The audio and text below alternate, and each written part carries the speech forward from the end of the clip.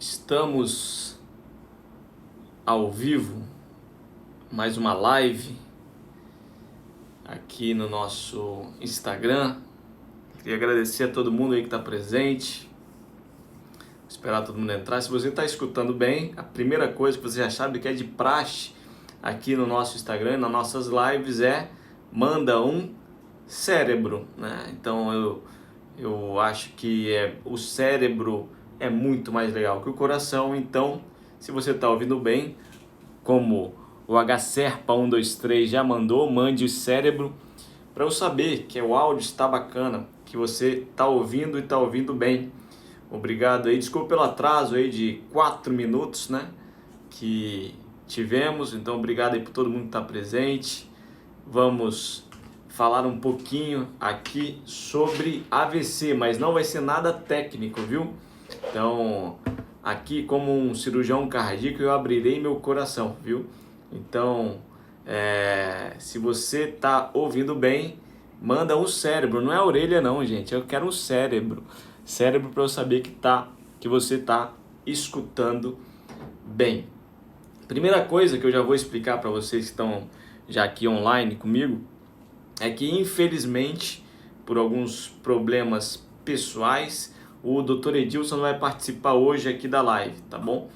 Mas, como eu assumi um compromisso com você e você, muita gente separou esse horário para estar aqui, eu vim para falar um pouquinho sobre isso. Infelizmente não vai ter a sabedoria e a alegria de uma das pessoas mais sábias e mais inteligentes que eu conheço, o meu grande ídolo e meu grande fã, meu pai, não vai estar presente hoje aqui. Mas eu vou tentar passar para vocês aqui algumas informações do que a gente falaria aqui. É claro que eu não sei o que o meu pai iria falar, mas eu vou contar um pouco dessa história que a gente passou há mais ou menos um ano atrás, que foi uma das histórias mais difíceis aí das nossas vidas.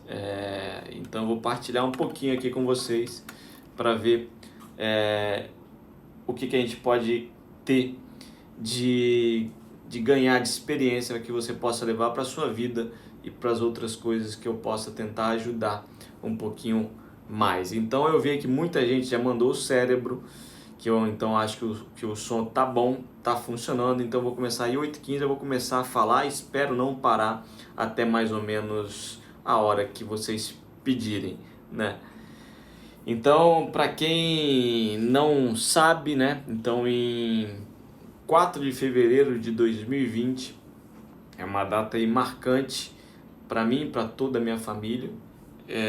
Eu morava em São Paulo ainda na época, então para quem não sabe, eu sou neurologista. Eu fiz neurologia por um motivo especial e eu vou contar porque esse motivo especial é importante também nessa história. Então eu fiz neurologia clínica e fiz neurologia por causa do AVC. Eu sempre achei uma doença extremamente interessante para se estudar e para tentar tratar e melhorar a vida das pessoas que sofrem desse AVC. E lembrando, se a gente for pensar, é a segunda causa de mortalidade em todo o mundo. São 80 milhões de sobreviventes do AVC que existem no mundo. Então quase um país como a França, mais que a França. Então é uma população extremamente numerosa. Então eu quis começar a fazer neurologia por causa disso. E além disso, depois eu fui fazer a neuroradiologia intervencionista com um foco. O foco era o tratamento endovascular dos pacientes com AVC isquêmico. Ainda quando eu entrei na residência de neuroradiologia intervencionista, esse tratamento ainda não era preconizado como hoje é. Mas eu confesso para vocês que desde a época da neurologia, meu foco sempre foi fazer neuroradiologia intervencionista. Eu conheci essa especialidade ainda na faculdade e na faculdade eu me apaixonei por ela. E aí eu comecei a estudar e me dedicar a ela. E eu comecei a ver que podem ter 3 caminhos que você pode seguir para fazer a neuroradiologia intervencionista. Ou a radiologia, ou a neurocirurgia, ou a neurologia. Desses 3 aí eu teria que escolher um caminho para fazer a neurointervenção. Então desde a faculdade eu já tinha esse caminho, esse meu objetivo. Eu acho que você também deve fazer isso na sua vida. traçar o objetivo, ver qual é o objetivo que você quer, focar naquele e ver qual é o caminho que você precisa percorrer para chegar até o seu objetivo. Muita gente vai falar, não, desiste, é muito difícil, o mercado é ruim, mas se é isso que você quer fazer, trace o seu caminho para atingir o seu objetivo, tá certo? Então, já na faculdade eu me encantei pela neuroradiologia intervencionista e acreditei naquela época já que o tratamento do AVC poderia ser feito pelo tratamento endovascular, não havia motivo para não conseguir. E aí depois de alguns anos, a neurointervenção e a trombectomia mecânica foi realmente colocada como o tratamento para o AVC isquêmico. Então, eu fui fazer neurointervenção por causa também do AVC. Depois, lá eu me encantei pelas outras áreas que a neurointervenção pode fazer. Então, aneurismas intracranianos, malformações arteriovenosas, fístulas arteriovenosas durais, malformações vasculares da medula, tumores de uma forma geral. Então, tudo isso foi me encantando dentro da neurointervenção. Mas, sempre lembrando, a neurointervenção, meu foco e é o que eu mais gosto, o que mais me dá prazer hoje é fazer o tratamento do AVC isquêmico na fase aguda. E isso mudou para mim de um tempo para cá. Eu acho que tiveram esses acontecimentos na nossa vida que potencializaram essa minha vontade de fazer e ajudar cada vez mais pessoas. O que aconteceu então, que eu falei com vocês aí no início de 4 de fevereiro de 2020. Eu ainda morava em São Paulo nessa época, hoje eu moro aqui em Vitória, e vocês vão entender o motivo dessa mudança para cá durante essa história. Dia 4 de fevereiro de 2020 eu acordei como um dia normal. Na verdade, no dia anterior eu tinha recebido uma mensagem do meu pai, era uma terça-feira de manhã, 4 de fevereiro. Na segunda noite meu pai me mandou uma mensagem que ele estava numa casa de carnes muito famosa, que tem franquias em todos os locais. E ele me mandou que ele estava tomando um chopp e mandou um lembrete, um apoiador de copo dessa casa, e falava assim: aproveite muito o seu dia, aproveite o momento, né? E ali eu dormi, né? Não vi, acordei pela manhã. Meu pai sempre pela manhã me manda um bom dia campeão, um áudio, alguma coisa assim. E nesse dia eu saí um pouco atrasado para ir para a Unifesp. Na época eu trabalhava na Unifesp, a terça-feira pela manhã era o horário que eu fazia os casos eletivos da Unifesp junto com um residente de lá. Então eu cheguei de manhã lá e tava já, meu dia, a agenda estava um pouco cheia, que eu tinha que ir para a Unifesp pela manhã e logo depois eu tinha um exame para fazer no hospital, que era no Morumbi, que era longe ainda, eu tinha que me deslocar muito. Então tava um dia meio atordoado, meio cheio. Mas o dia começou meio esquisito, sabe? Eu sou metódico para fazer algumas coisas comigo. E aí eu fui colocar o meu crachá, que eu sempre ando e tenho essa mania de andar com os crachás de cada hospital. E aí quando eu vou para o hospital, eu coloco o crachá específico do hospital que eu vou entrar. Então fui colocar o crachá da Unifesp, o crachá caiu, quebrou. Eu falei, nossa, tá esquisito esse dia. Mas achei que não tinha nada a ver. E fui embora, fui lá, fiz tudo, atrasou um pouquinho, eu liguei pro pessoal lá do hospital no Morumbi, falei, olha, vou me atrasar um pouco, mas eu tô chegando. Falei, não vou nem almoçar, vou direto para lá. E fui direto para esse hospital. Cheguei, a hemodinâmica desse hospital é mais ou menos no subsolo, então é um local que não pega muito sinal, então eu sempre brinco que na hemodinâmica nem o sinal de celular chega, porque as pessoas não gostam de ir para a hemodinâmica, para a sala de radiografia. E lá eu cheguei, o paciente não estava em sala ainda, então eu virei para o pessoal da enfermagem e falei, gente, prepara o doente, prepara o paciente que eu estou indo ali no refeitório, lá no centro cirúrgico, fazer um almoço rápido e estou voltando. E aí eu subi. Nessa que eu subi, eu acho que iam preparar o paciente, cheguei no refeitório do centro cirúrgico e fui almoçar. Preparei uma salada, um frango para comer. Então aquela carne que é às vezes um pouco mais seca, que sempre tem no hospital, mas era aquilo que tinha. Pedi uma água, nessa que eu sentei para comer, eu vejo minha mãe me ligando. Isso era por volta de meio-dia e pouco, né?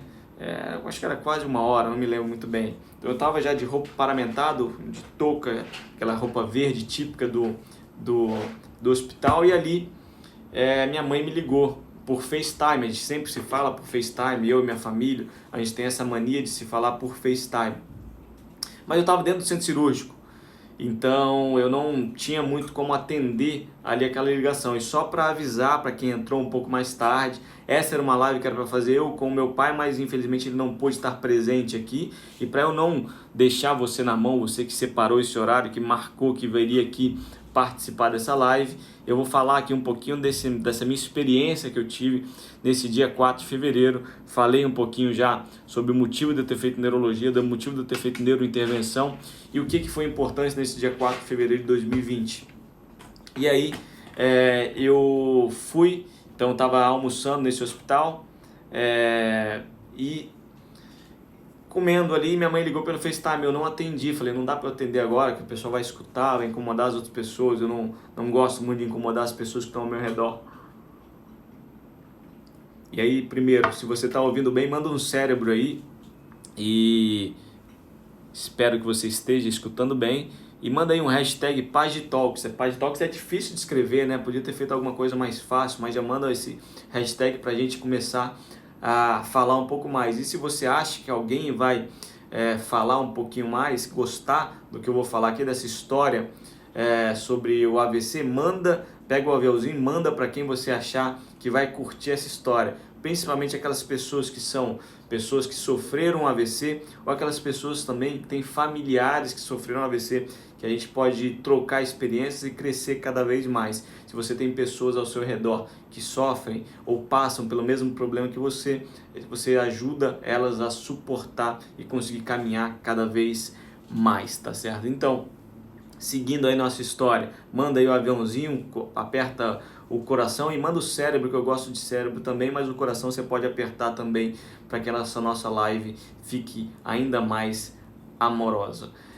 Então eu estava almoçando nesse dia e minha mãe me ligou pelo FaceTime, eu não consegui atender o FaceTime nessa hora, não atendi. E aí eu mandei uma mensagem, eu falei, não posso atender, o que houve? E ela mandou uma frase para mim que foi extremamente importante, que eu realmente gelei naquela hora. Confesso que eu estava comendo, mas algo mudou naquele momento. Então a resposta que minha mãe deu foi, seu pai, 3 pontinhos. Então essas palavras me deixaram extremamente preocupado. E na hora que ela falou seu pai, vieram 3 coisas na minha cabeça. Eu falei, aconteceu algo de muito grave, né? Então, quando eu li aquela mensagem, eu não conseguia mais pensar. Eu pensei, ou o papai teve um infarto, ou o papai teve um AVC, ou ele faleceu. Então, foram as 3 coisas que eu pensei. A gente sempre pensa nessas primeiras opções. E nesse momento eu liguei para minha mãe. E eu realmente estava desesperado, já sendo. Eu falei, o que houve? Ela falou, Igor, eu acho que seu pai está tendo um AVC. Então ela me falou, olha, seu pai não consegue falar, seu pai não consegue movimentar o lado direito e a boca dele está torta, eu acho que ele está tendo um AVC. E aí, quando ela me falou isso, eu vi que na voz dela estava extremamente desesperada. E nesse momento eu fiquei muito desesperado, mas eu acho que 2 pessoas desesperadas não conseguiram resolver nenhum tipo de problema. E aí naquele momento eu consegui manter uma frieza muito grande, que eu não sei, eu acho que algumas pessoas não acreditam, mas eu acredito. E Deus ali me deu a tranquilidade que eu pudesse ter. Eu sou uma pessoa normalmente tranquila, nos momentos eu posso estar muito estressado, nervoso, mas você não vai ver isso, eu não vou demonstrar isso. Eu sou um cara que às vezes consegue manter isso muito calmo, mas nesse momento eu realmente estava sem saber o que fazer. E a única coisa que eu falei com minha mãe foi, calma, fica tranquila, fica calma. Eu vi que ela estava desesperada, afinal de contas, o esposo, o companheiro de tantos anos, estava ali precisando realmente de ajuda. E nesse momento eu sempre falo que a grande heroína, o grande herói dessa história toda foi a minha mãe.